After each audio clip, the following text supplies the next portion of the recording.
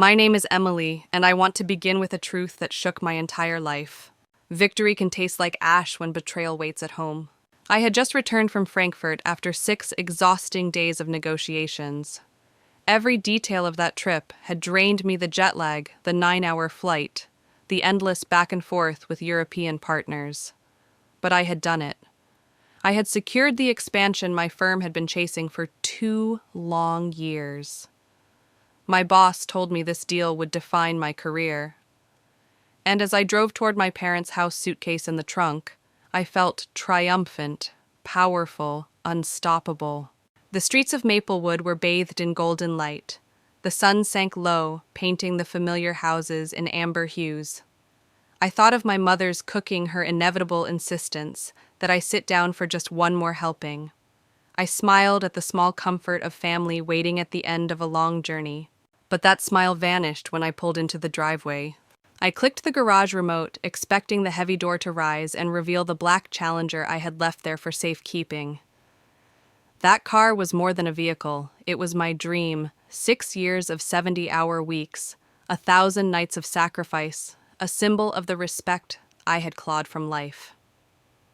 I still remembered my grandfather's words as he guided my hands over the hood of a classic Challenger when I was a child. These machines are more than steel, Emily. They are dreams made solid. The garage door opened. The space inside was empty. At first, my brain refused to process it. My eyes darted around, desperate for some sign, a shadow, a reflection. But the truth was there in the barren concrete floor beside the rusted lawnmower and forgotten gardening tools. The Challenger was gone. No. No. No. My voice cracked. The words stumbled out clumsy with panic. My stomach sank. The air thickened. My hand went numb. The remote slipped from my fingers and clattered to the floor. My suitcase toppled beside it. I staggered forward, heart pounding so hard it felt like it would burst through my ribs. This couldn't be happening. Not my car. Not the one thing in my life that carried my grandfather's blessing, my sweat, my tears, my identity. I rushed to the side door of the house, flung it open, and stumbled into the kitchen, and there they were. My mother, my father, and my sister, Kendra, sat at the oak table like they were staging an intervention. Their faces were heavy with guilt, their silence deafening. My father couldn't look at me. His calloused hands spread flat on the wood grain as if he could press down the truth. My mother forced a sugar-sweet tone she always used to soften bad news. And Kendra, well, she sat tall, chin, lifted her face, arranged in a mask of false confidence. Every instinct inside me screamed that something unforgivable had happened. I felt the walls of that kitchen close in the air, thick with secrets. "Where is my car?" I asked, my voice low sharp, already trembling with rage. This was not just the beginning of a family argument. This was the beginning of a war over respect, trust, and the dream I thought no one could take from me. If you are still with me now, stay close. What happened next shattered not just my garage, not just my trust, but the foundation of my entire family. And as you listen, ask yourself, what would you do if the people who should protect your dreams were the very ones to steal them? The kitchen air felt heavy, as if every breath carried the weight of betrayal. My mother was the first to break the silence. "Emily, honey, don't overreact." She began, her voice syrupy sweet, but her eyes skittered away from mine. "Where is my Challenger?" My words came out like a blade. Kendra straightened in her chair, shoulders squared, her voice filled with false assurance. "It's just temporary, Em. I'll pay it back." I froze. Pay what back? My hands curled into fists against the table's edge. "What did you do with my car?" It was my father, voice rough, who finally confessed. We had to make a tough decision. Kendra needed capital for her business. So we took it to Cornerstone Pawn, $45,000. The room tilted, reality crashing against me, my car. The dream I had worked for, sacrificed for, stolen right from under me by the people I trusted most. Kendra leaned forward, her words rushing out. "It's not a sale, Em, it's a loan. Once my cosmetics line takes off, I'll pay it back with interest. You'll have your car again in no time." Her confidence burned hotter than the betrayal itself. She really believed she could gamble with my sacrifices like they were poker chips. My mind spun back to endless nights at Bridgewater Capital 70-hour weeks, saying no to vacations, watching friends move forward while I stayed behind. Every penny saved, every choice made with one goal, my challenger. The day I bought it, tears had run down my face. It wasn't just a car. It was proof that my grandfather had been right, that patience and grit built dreams. And now it was gone. I turned to my parents, my voice shaking. "So you used my spare key. You forged my title. You committed fraud." Dad flinched. Mom stiffened. "We're your parents, Emily. We've always supported both our girls equally." I laughed, bitter and sharp. "Equally? That's what you call this." Before they could answer, my phone buzzed in my pocket. A notification from my insurance company flashed across the screen. Lien placed against vehicle. Ice flooded my veins. This wasn't just about money. This was legal, permanent damning. I looked each of them in the eye, my voice steadier than I felt. "You have 30 days. Either I get my car back or I press charges. Fraud, theft, forgery." My mother gasped. "Charges against your own family. Family doesn't steal from each other." My words cut the air. I grabbed my suitcase and walked toward the door. The slam echoed behind me, rattling the frames of smiling family photos that suddenly felt like lies. As I stood in the cool night air chest, heaving, one truth became crystal clear: they had never respected me. Not my dreams, not my sacrifices, not even my boundaries. This wasn't about a car anymore. This was about dignity, and I was done letting them decide what parts of me mattered. Before I go on, I need to ask you something. Have you ever been in a moment where the very people who should protect you, your family, were the ones to betray you? If you believe stories like mine deserve to be heard, leave a comment with where you're watching from and hit subscribe. It helps me know I'm not alone in this, and it helps this story reach others who need to hear it. Because trust me, what happened next will shock you even more. I barely slept that night. My mind replayed the empty garage, the forged papers, the smug certainty on Kendra's face. By morning, exhaustion clung to me, but rage burned hotter. If I didn't act, they would think they could keep doing this, deciding my sacrifices were theirs to spend.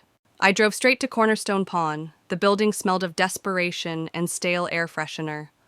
Behind the counter stood Gordon, a middle-aged man with gray at his temples and a permanent look of practiced indifference. He slid a stack of papers toward me. "Miss Martin, your vehicle was brought in 5 days ago.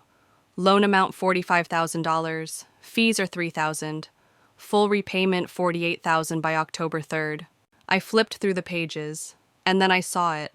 My signature, or something meant to look like it. A cheap imitation of my handwriting, the upward curve on the final letter missing. "This isn't my signature," I said, my voice low but steady. Gordon frowned. "Ma'am, if you're suggesting fraud..." "I'm not suggesting, I'm stating. I pulled out my driver's license and a recent work contract, both signed by me. Compare them. And while you're at it, pull the security footage. I was in Frankfurt, Germany, 5,000 miles away when this happened."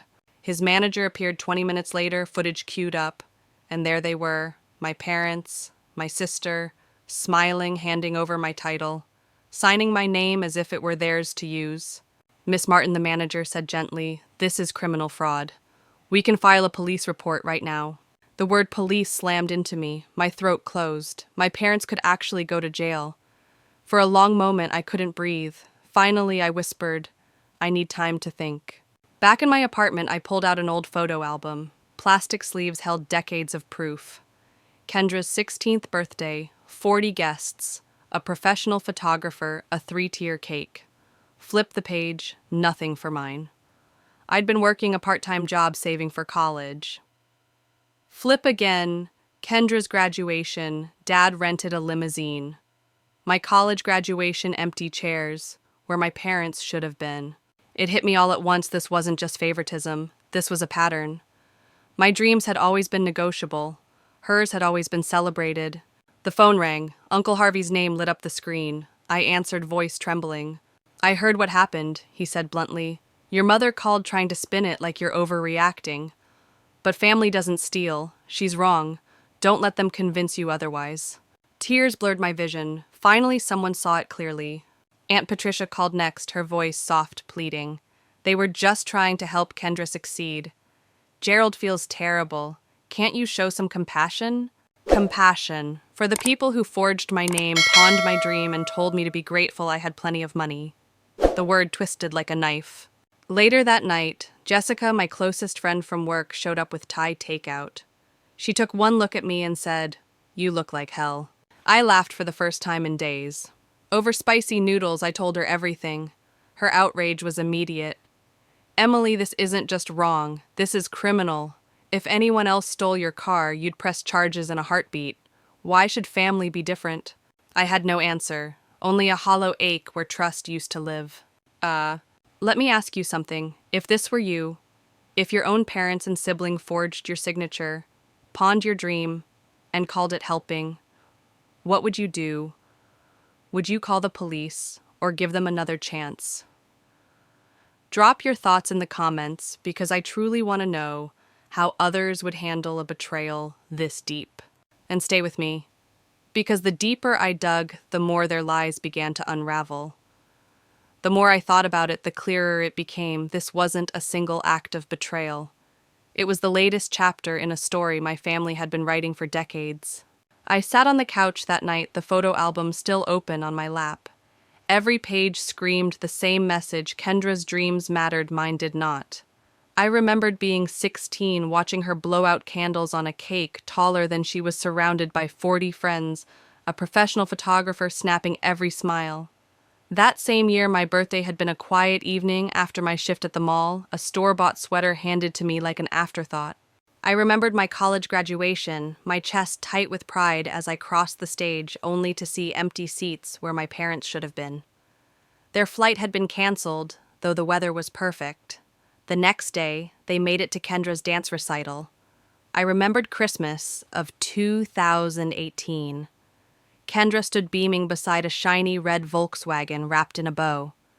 In the same photo, I clutched a sweater, smiling a stiff smile that never reached my eyes. The pattern was undeniable. My sacrifices had always been expected and visible. Kendra's smallest efforts were celebrated like triumphs. And now, my challenger, the one thing that represented my blood, sweat, and 6 years of 70-hour weeks, was just another opportunity for her. I closed the album and stared at the ceiling. It wasn't just about the car, it was about respect. And respect had never been given to me freely in this family. The next morning I called Kendra. Coffee, noon, just us. She was already there when I arrived. Sunglasses shielding puffy eyes, her posture smaller than usual. I sat down across from her, the bitterness still sharp on my tongue. "Show me the business plan," I said. She blinked. "What?" "The business plan, financial projections, marketing strategy, supplier contracts. Anything that proves this is a legitimate startup and not just smoke and mirrors." Her hand trembled slightly as she pulled a few papers from her bag. A mood board of makeup looks, a list of potential product names, crude sketches of packaging, no contracts, no formulations, no numbers, nothing real. My voice dropped to a dangerous low. "This is what you pawned my car for." Kendra's lips trembled. I just needed a chance to prove myself. "Everyone compares me to you, how successful you are, how responsible. I thought if I had this business, I could finally make everyone proud." I leaned forward. "I earned my chance. I didn't steal it. There's a difference." Her defenses crumbled. She admitted that her first shipment had arrived, damaged containers, cracked formulas, separating after only a few hours. Refund requests were piling up online. Her dream was collapsing before it even began. And then she looked at me with wide, desperate eyes. "I just need a little more money to fix it. Please, Emily, I'll make it right." For one dangerous second, I felt that old pull-the-family expectation that I would fix everything, clean up every mess, be the responsible one. But then I saw the empty garage again, the forged signature, the years of being dismissed, ignored, sacrificed. I shook my head. "Not a penny more. You fix this or we all lose." She crumpled, tears streaking down her face. "I don't know how."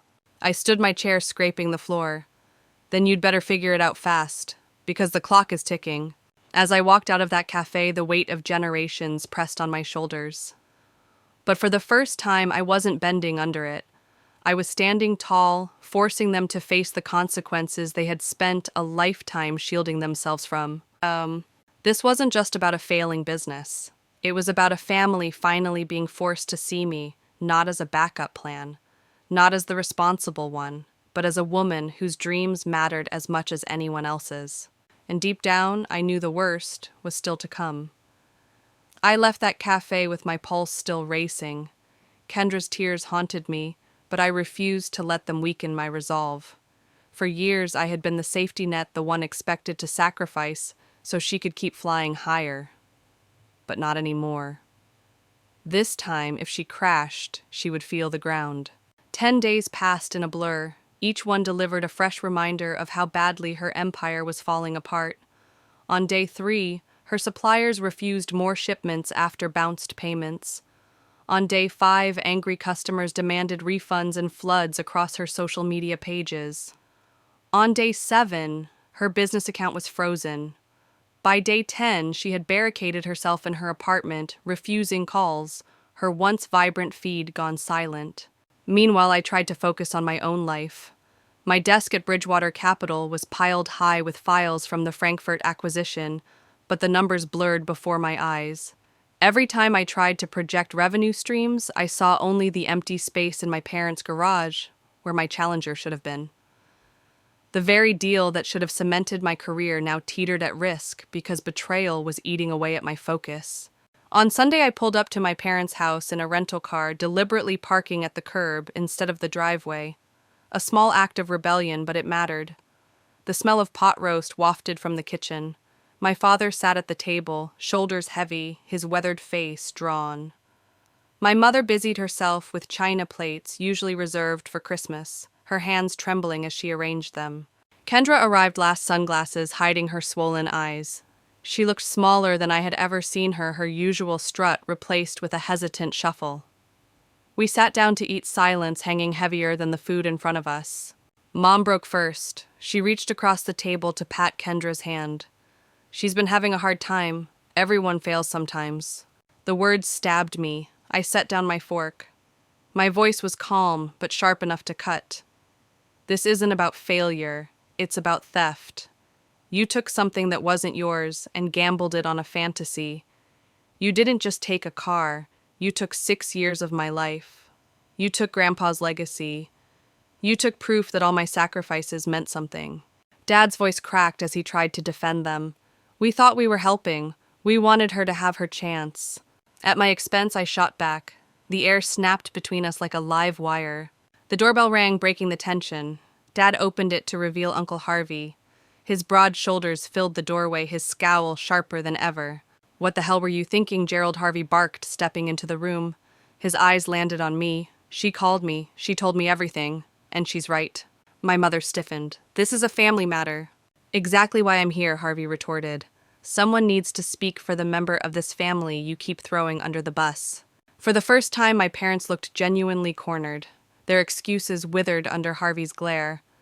And for the first time, I didn't feel like the lone voice shouting into a storm. I felt seen. That night, I sat at my desk drafting documents, vehicle title copies, fraud statutes, pawn shop regulations. I wasn't bluffing anymore.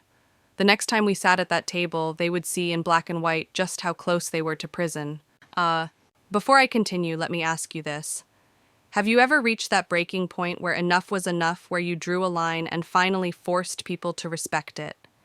If you believe in the power of boundaries, make sure you subscribe and join this community. Because staying silent only feeds betrayal, but sharing our stories gives us strength. The line had been drawn, and what came next would decide whether my family could survive it or collapse under the weight of their choices. The following evening, I walked into my parents' dining room with my briefcase in hand. The leather felt heavier than usual, as if it carried not just paper, but the weight of justice. They sat waiting for me. Mom's lips tight, Dad's hands folded. Kendra slouched in her chair, sunglasses pushed up on her head like a fading crown. Uncle Harvey followed me in his presence, steady grounding. I placed the folder on the table. The papers landed with a dull thud that made Kendra flinch. "These are copies of the vehicle title, fraud statutes, pawnshop regulations and sentencing guidelines. My voice was calm, clipped, professional. The part of me that had closed multi-million-dollar deals in Frankfurt now turned its attention on my own family. Do you understand what you did? This is a felony. 2 to 5 years in prison, plus restitution.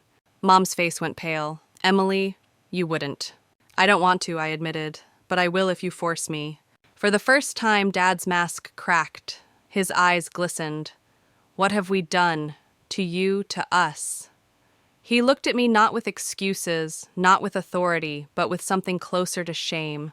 Kendra's voice trembled. This is my fault. I pushed them.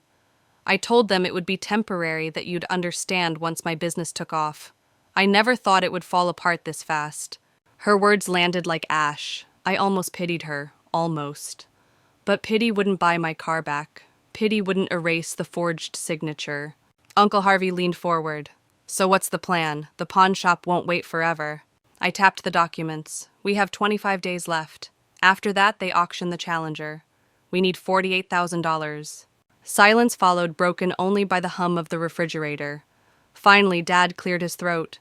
We can try for a home equity line, maybe $30,000. It'll take 2 weeks to process. Kendra swallowed hard. I can sell my BMW. And some of my designer things. Maybe $12,000 if I'm lucky. Mom wrung her hands, tears running down her cheeks. I could pawn Grandma's silver, the candlesticks, maybe a few thousand. I inhaled slowly, every breath tasting of bittersweet justice.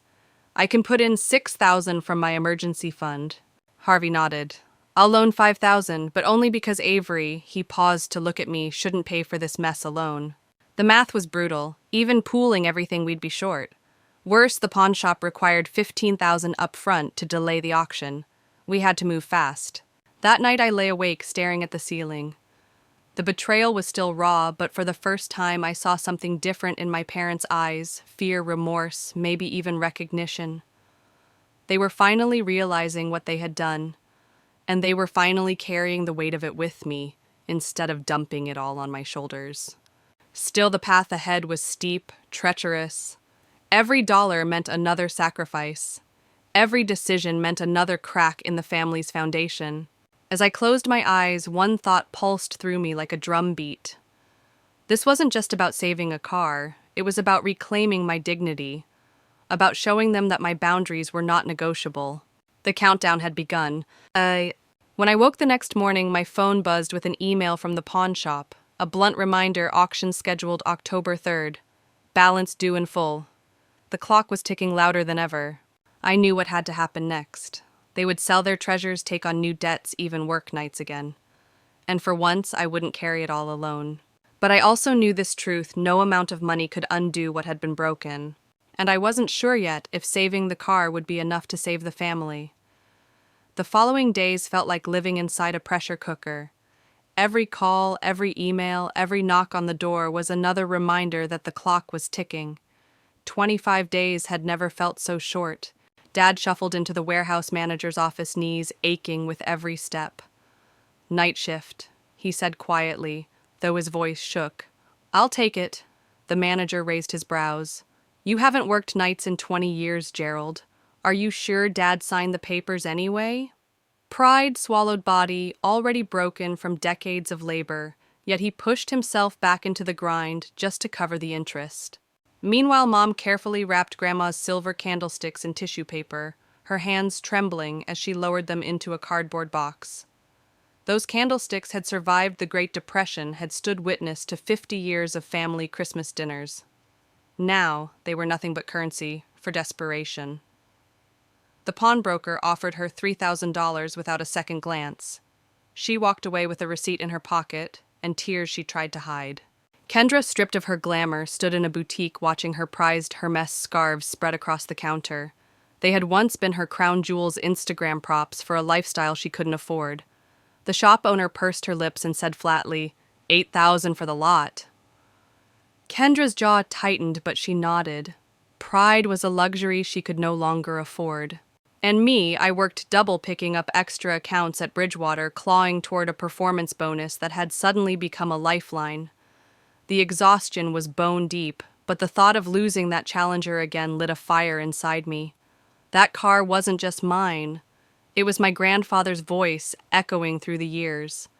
It was 6 years of sacrifice. It was proof that my dreams mattered. We scraped together $15,000 for the deposit. The pawnshop clerk counted the bills twice before stamping the receipt. The auction was delayed, but only temporarily. Relief washed over me, but it was shallow, fleeting, because the hardest part was still ahead. At the next family meeting, we sat around the table again, numbers sprawled across notepads. The HELOC hadn't cleared yet. Kendra's car hadn't sold.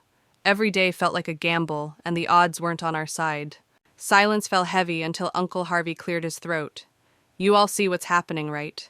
You've bled Emily dry for years. She's the one who sacrificed, who saved, who worked herself to the bone. And you robbed her anyway. This isn't just about a car. It's about respect. It's about seeing her for who she is. His words hit harder than I expected. My chest tightened, not from anger this time, but from the sting of long overdue truth. Kendra looked down at her hands, her manicured nails now bare. I never thought it would get this bad, she whispered. I just wanted to finally succeed. Her words hung there, empty. I leaned forward. Wanting success doesn't give you the right to steal it from me. For once in your life, Kendra, you need to own the cost of your choices. She flinched but didn't argue. And in that silence, I realized something maybe for the first time she was actually listening. Now let me ask you something. If you were in my position watching your parents pawn family heirlooms and your sister sell her luxury wardrobe, would you feel justice or just more betrayal? I truly want to hear from you, so share your thoughts in the comments. Because sometimes the hardest battles aren't fought with strangers, but at your own family table. We were inching closer to the deadline, every sacrifice carved into our skin like tally marks. But deep down, I knew the storm hadn't passed yet. The real reckoning was still to come. The next week blurred into a series of desperate calculations and sleepless nights. Every morning I woke up with the same sickening weight in my chest, 20 days left, then 19, then 18. Each tick of the calendar echoed like a hammer strike. At Bridgewater, I forced myself into conference rooms, pitching projections with a smile that never touched my eyes. My boss director, Palmer, watched me carefully. You look exhausted, he said after one meeting. Is everything all right at home?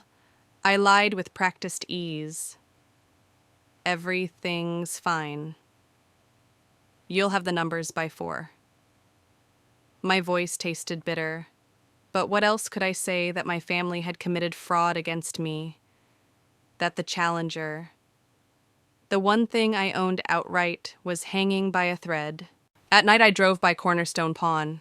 I'd park across the street, engine off, staring at the lot through the windshield. Sometimes I thought I caught the shine of my car under the harsh security lights.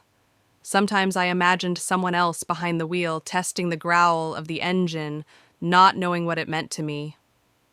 That vision kept me awake until dawn. Meanwhile, the sacrifices multiplied. Kendra's BMW sat in the driveway with a for sale sign taped to the window. Strangers circled it, inspecting the leather seats she had once bragged about on Instagram. Each potential buyer chipped away not only at her pride, but at the illusion she had clung to for years. Mom sorted through jewelry boxes, her wedding anniversary necklace slipping from her trembling fingers. It's just things she whispered, but her eyes betrayed her grief. Dad worked double shifts, his hands swollen from lifting crates. When I visited one evening, I saw him sitting on the porch, staring at his calloused palms like they were betraying him. The pressure spread like a crack through the entire family. We weren't just fighting to save a car. We were confronting decades of choices, favoritism, blind spots, and excuses. And though I had demanded these sacrifices, I couldn't stop the gnawing question inside me. Was I punishing them, or finally making them see me? One night Jessica came by with takeout again. She set the cartons down and studied my face. "You're killing yourself," she said softly. "You can't carry this all alone." "I'm not," I whispered, though. My throat tightened. For once, they're carrying it too. She leaned back, arms crossed. "And does that feel good? Or does it feel like revenge?"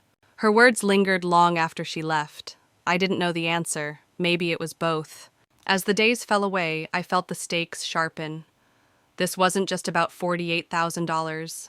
It was about rewriting the balance of power in my family. It was about finally demanding respect instead of begging for scraps. The night before our next family meeting, I pulled out Grandpa's photo, the one of me at 12, standing proudly beside a gleaming black Challenger. His hand rested on my shoulder, his smile wide, his eyes twinkling with certainty. "These machines are dreams made solid," he had told me. I traced the frame with my finger, my chest aching. "Grandpa," I whispered, "I'm fighting for more than a car. I'm fighting to be seen." When I closed my eyes that night, sleep didn't come, only the pounding of the countdown clock in my head. 17 days left. Every sacrifice was real, every dollar cut from bone.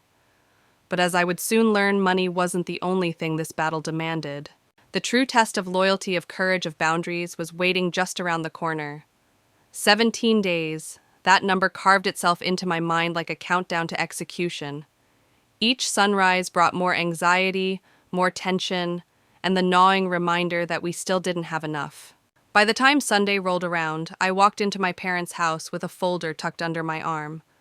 My father looked like a man crumbling under invisible weight. My mother clutched a dish towel as if wringing it hard enough might solve everything. And Kendra? She arrived late. Her sunglasses hiding puffy eyes, her designer bags conspicuously absent. We sat around the table, the air heavy with unspoken truths. I opened the folder and laid out the updated figures. We still need 13,000 more. Without it, the pawn shop will auction the car. Mom dabbed at her eyes. "We're trying, Emily. We're doing everything we can." "You should have thought of that before forging my name," I said, my tone clipped. The words silenced the room. Then Dad leaned forward, his hands trembling against the table. "We failed you long before this. We praised Kendra's dreams while dismissing yours. You never asked for much, so we assumed you didn't need much. We were wrong." For the first time in years, his voice cracked with sincerity. I wanted to believe him. But words, I knew, were cheaper than promises. Kendra finally pulled off her sunglasses. Her eyes were red, her voice barely steady. I pushed them. I made them do it.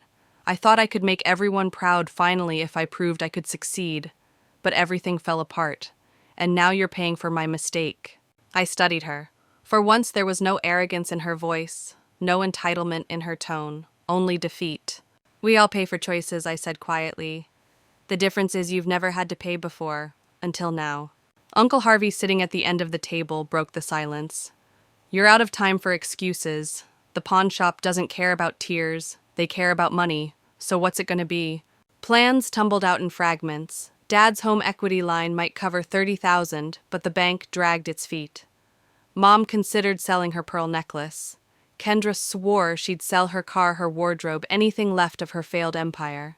I sat back, arms crossed, listening. For once they were the desperate ones. For once they had to fight for me. But even as the numbers clicked into place, dread curled in my stomach. The pawn shop was ruthless. One wrong move, one delay, and my Challenger would be gone forever. That night I drove my rental into the mountains. The road wound through dark pines, headlights cutting narrow tunnels into the night. I needed air distance perspective, but all I could hear was my grandfather's voice. "It's not just about the car, it's about what it represents." And what did it represent now? Betrayal, sacrifice, boundaries carved in stone. As I pulled over at a lookout, the city lights glittered far below. My reflection stared back from the windshield, tired eyes, clenched jaw, a woman holding her family's future by a thread. I whispered into the night, "You have 17 days to make this right." But deep down, I wondered, would they rise to the challenge or drag me down with them? Stay with me here. Because what happened next changed everything. The sacrifices grew darker. The desperation reached a boiling point. And the choices my family made, well, they still haunt me today. Hit subscribe if you haven't yet, because you don't want to miss what comes after this. The countdown wasn't just about saving a car anymore. It was about testing how far a family would go before it finally broke. The countdown pressed harder with every passing day. 16, 15, 14. Each number slammed like a hammer against my chest. My phone buzzed constantly, with updates, texts from Dad, about the home equity line, emails from the pawn shop, reminding me of deadlines calls from Kendra that went unanswered because I couldn't bear to hear another plea. One afternoon, I spotted her across the mall food court. She wasn't in her designer clothes. Instead, she wore plain black slacks and a white button-down. No jewelry, no makeup, no confidence. She stood nervously near the Nordstrom employee entrance, clutching a cheap handbag. My heart twisted. For the first time in her life, Kendra was about to work an entry-level retail job. That night she called me, her voice cracked with exhaustion. I had no idea, she whispered. 8 hours on my feet smiling while people treat me like furniture. And you've been doing 70-hour weeks for years. I leaned against my kitchen counterphone, pressed tight to my ear. Yes, I said softly. That's what responsibility looks like. For once she didn't argue, she just cried. Meanwhile, my parents wrestled with their own demons. Mom discovered loan applications hidden in a drawer. Credit cards, buy now, pay later accounts, nearly $80,000 of debt, all in Kendra's name. She carried the papers into the living room, her face pale. Dad's shoulders sagged as he realized just how deep his youngest daughter had sunk. We didn't see it, he admitted. We never wanted to see it. At our next meeting, Dad spread bank statements across the table, squinting at figures that refused to balance. Mom sat quietly beside him, her lips pressed, thin eyes hollow. The weight of decades of favoritism was finally sinking in. And me, I felt strangely detached. Part of me wanted to scream, to rage, to demand they finally recognize what I had endured. But another part of me was simply tired. Tired of carrying their guilt. Tired of being the one who had to draw every line, enforce every boundary, demand every ounce of respect. That night, Uncle Harvey pulled me aside. You've been carrying this family for years, he said. But boundaries aren't just about saying no. They're about teaching others to stand on their own feet. His words echoed in my mind long after he left. Maybe Kendra was finally learning what that meant. Still, the pawnshop's clock didn't care about lessons. We were short. The HELOC was delayed. The buyers weren't offering enough for Kendra's car. Every option seemed to collapse before it landed, and the deadline loomed closer than ever. I sat at my desk late one night, staring at the receipt for the $15,000 deposit. It had bought us time, but not salvation. Is this what justice feels like? I whispered to myself. Or is it just more pain? The silence offered no answer. What would you do in my place? Would you keep pushing your family to sacrifice everything? Even heirlooms, even their pride, to undo the damage they caused? Or would you cut your losses and let the car go, knowing it carried betrayal with it now? Tell me in the comments. I want to hear your perspective. Because the closer we got to the deadline, the more I wondered if saving that car was worth the price my family was paying. And then came the call that changed everything. The call came on a Thursday morning, just as I was about to head into a meeting. My phone lit up with the pawnshop's number. For a moment, I considered ignoring it, but dread clenched my stomach and I answered. Miss Martin, the manager's voice was brisk. Another buyer has expressed interest in your Challenger. They're offering cash. If the full balance isn't received by the deadline, we'll have no choice but to sell. I froze in the doorway of the conference room. Around me, colleagues shuffled papers, laptops, hummed conversations, buzzed. Yet all I could hear was the pounding in my ears. How much time do I have? I forced the words out. 3 days, no exceptions. The line went dead. 3 days, that was all. The $15,000 deposit had bought us a fragile extension, but it meant nothing now. The car could vanish into someone else's hands no matter what we had already sacrificed. I stumbled through the meeting like a ghost, nodding, speaking, even pointing at charts, though none of it registered. When it ended, I shut myself in my office, head in my hands. The Challenger wasn't just a car, it was everything. My grandfather's promise, my years of sacrifice, proof that my dreams mattered. I couldn't lose it again. That evening, I drove straight to my parents' house. They were waiting at the table, tension carved into every line of their faces. I dropped my bag onto a chair. We have 3 days. If we don't pay in full, it's gone. Forever. Mom's hands flew to her mouth. Dad leaned back heavily, his chair creaking. Kendra's eyes widened with panic. We're still short $3,000, I continued. We need to find it now. The room erupted with suggestions. Mom offered her diamond earrings. Dad suggested taking a cash advance. Kendra promised to empty the last of her savings, but it still wasn't enough. The hours bled together, numbers scribbled on scrap paper calls made favors begged. Each attempt ended the same rejection, delay, disappointment. Midnight approached, and desperation hung in the air like smoke. And then the doorbell rang. Uncle Harvey stood on the porch, his expression grim but steady. I heard he said simply, holding up his checkbook, 3,000, that's what you need, right? Relief swept the room like a tidal wave. My mother sobbed openly, clutching his arm. My father muttered a broken thank you. Even Kendra collapsed into her chair hands, covering her face. But Harvey's eyes never left mine. Family helps family, he said, repeating the words my mother had used weeks ago. But this time, they carried a different weight. A weight of accountability, of respect. The next morning, we marched into the bank together, every member of the family present. Dad's hand shook as he signed the authorization. The digital clock on the wall ticked toward noon, each second pulling my heart tighter. At 11:42, the confirmation appeared on the screen, payment received.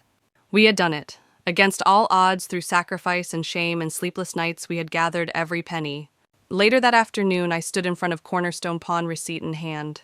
The sun glared off the chrome trim of my Challenger, parked in the lot like a caged animal waiting to be set free.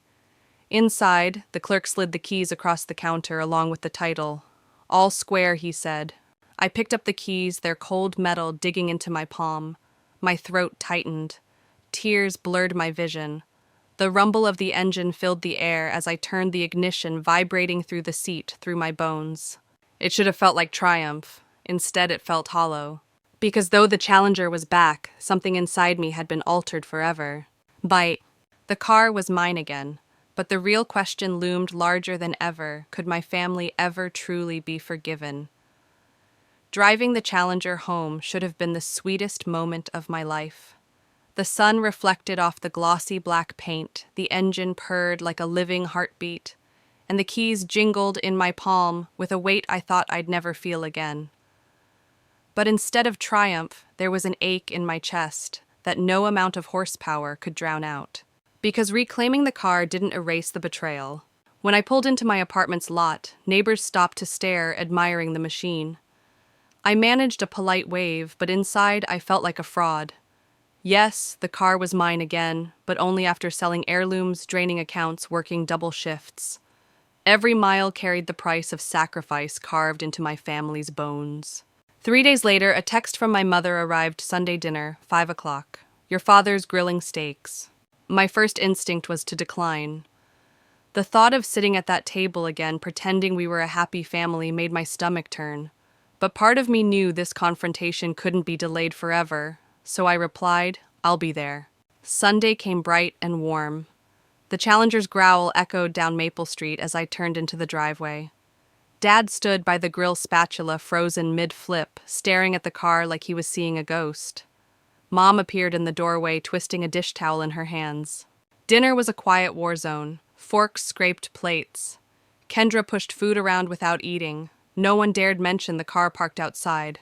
The silence was heavier than any argument. Finally, Dad cleared his throat and reached into his pocket.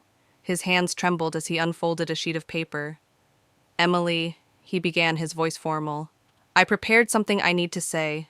He read aloud, I betrayed your trust. I violated your property rights. I failed in my duty as your father to protect what mattered to you.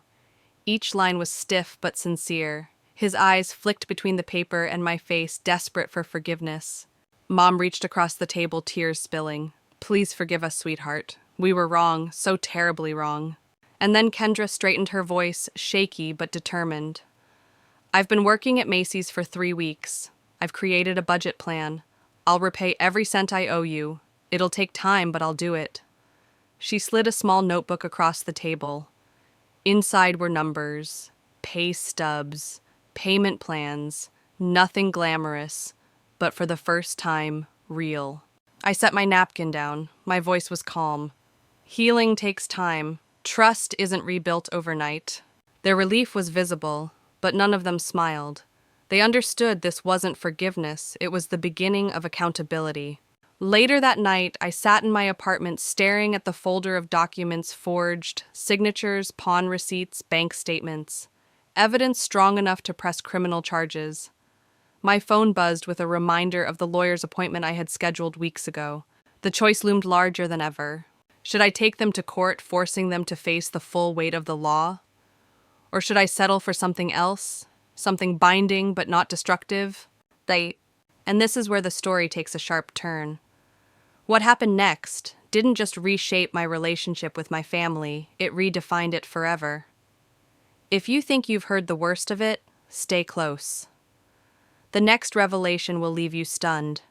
Make sure you're subscribed, because you won't want to miss the twist that changes everything. The following week, I found myself sitting across from Rachel Holman, a lawyer, whose card had been burning a hole in my wallet for a month.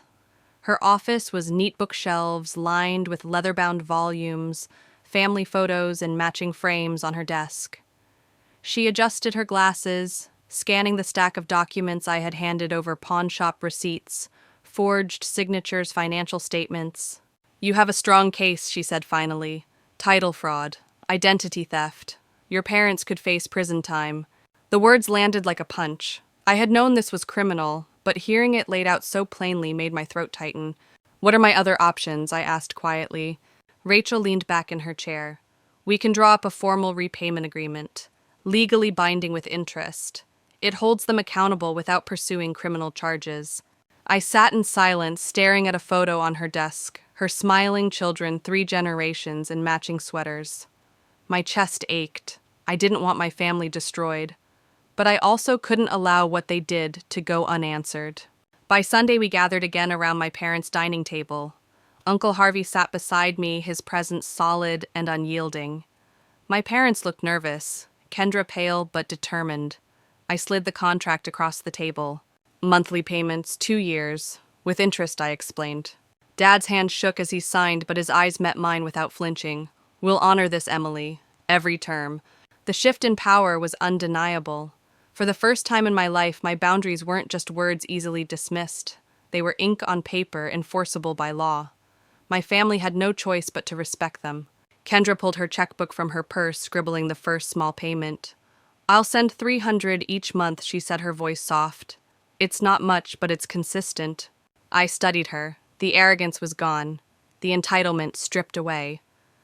She looked like a woman learning, perhaps for the first time, that accountability wasn't optional. Mom's tears started again, but this time they weren't manipulative. They were raw.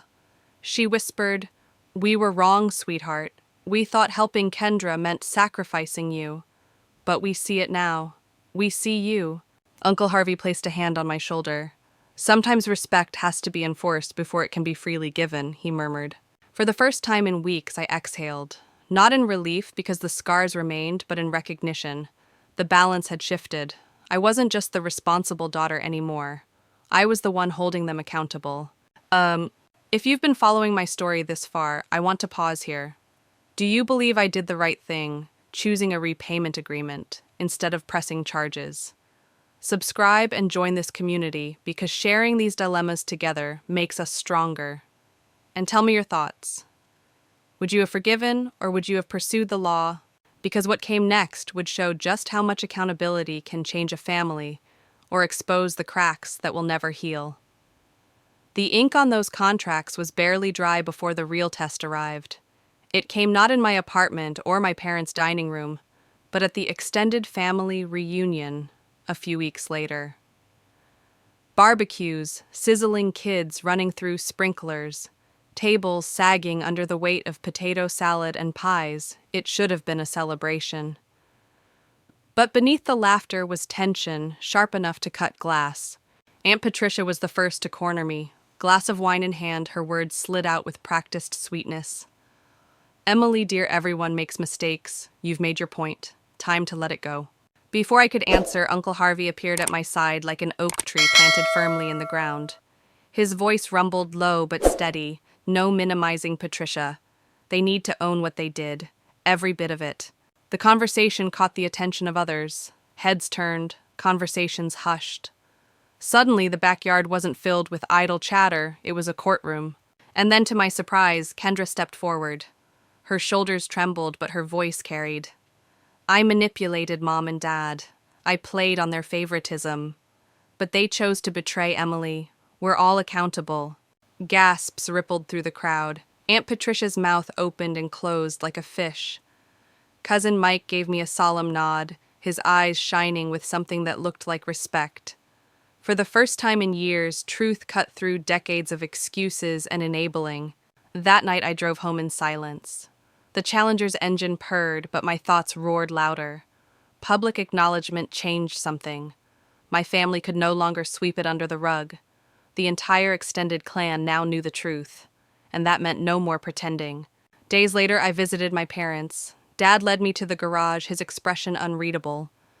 When he opened the door, I froze. He had built a small addition, a secure locked space with its own alarm system. Your car's always safe here now, he said gruffly. Only you have the code. It was his way of admitting he could no longer be trusted with my boundaries. He didn't say the words, but the gesture was enough. Mom, too, had changed. She asked before touching my belongings, small requests. Would you mind if I borrow your jacket? But they carried a weight she had never acknowledged before. Respect, consent, recognition.